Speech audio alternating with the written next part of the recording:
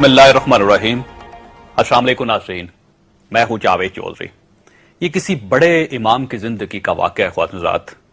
मुझे इमाम के नाम के बारे में इस वक्त कन्फ्यूजन है, लेकिन जहां तक गुमान का ताल्लुक है तो शायद ये हजरत इमाम शाफी रहमतुल्लाह अलैह का वाक़या है।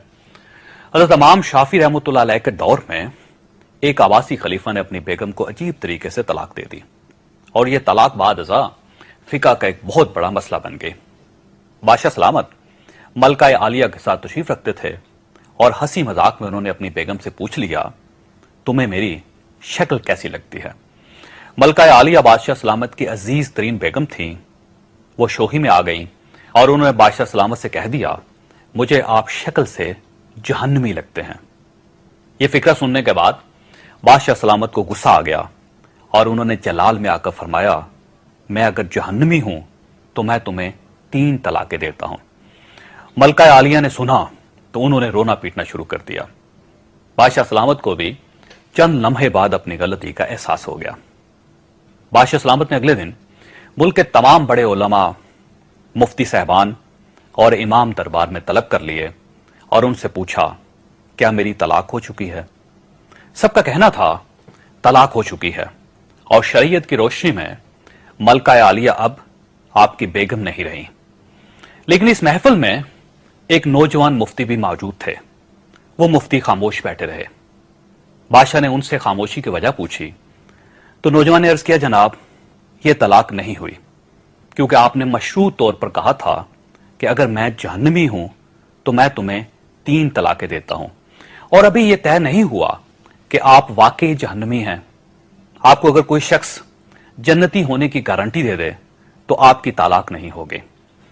बादशाह सलामत ने जोशीले अंदाज से पूछा, लेकिन मुझे यह गारंटी कौन देगा।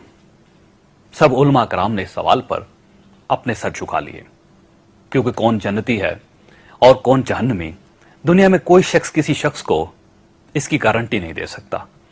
नौजवान ने सब उलमा कराम को खामोश देखा तो वह बादशाह सलामत से मुखातब हुआ, बादशाह हजूर, मैं आपको यह गारंटी दे सकता हूं, लेकिन इसके लिए मैं आपसे एक सवाल पूछूंगा।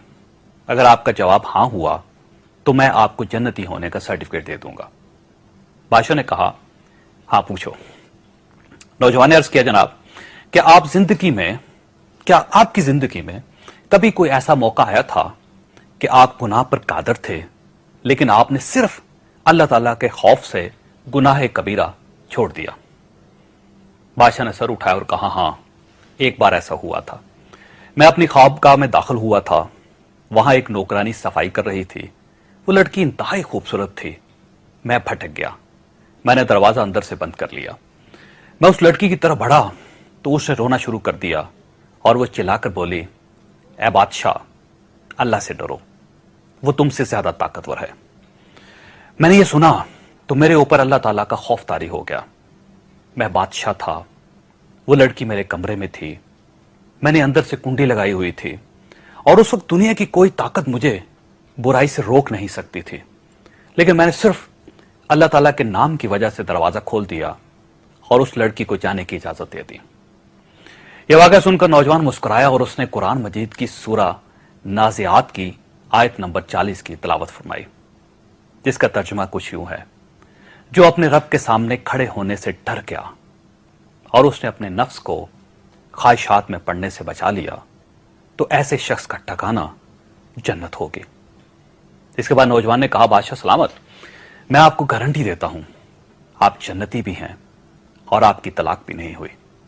हज़रत, हम पूरी जिंदगी जन्नत तलाश करते रहते हैं, लेकिन आप इस वाक़े से अंदाजा लगाइए कि जन्नत तो रोज हमारे सामने पड़ी होती है। इसके लिए सिर्फ एक ही काम काफी होता है, हम अल्लाह के खौफ की वजह से उस गुनाह से परहेज करें जिसकी उस वक्त हमारे पास ताकत है। आज नाज़रीन, रमजानुल मुबारक की 27वीं रात है।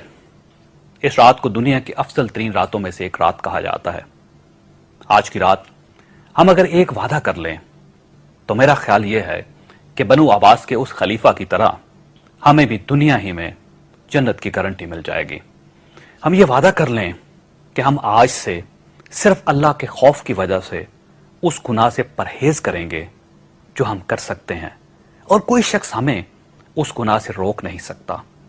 یقین کیجئے ہمیں مزید کسی گارنٹی کی ضرورت نہیں رہے گی۔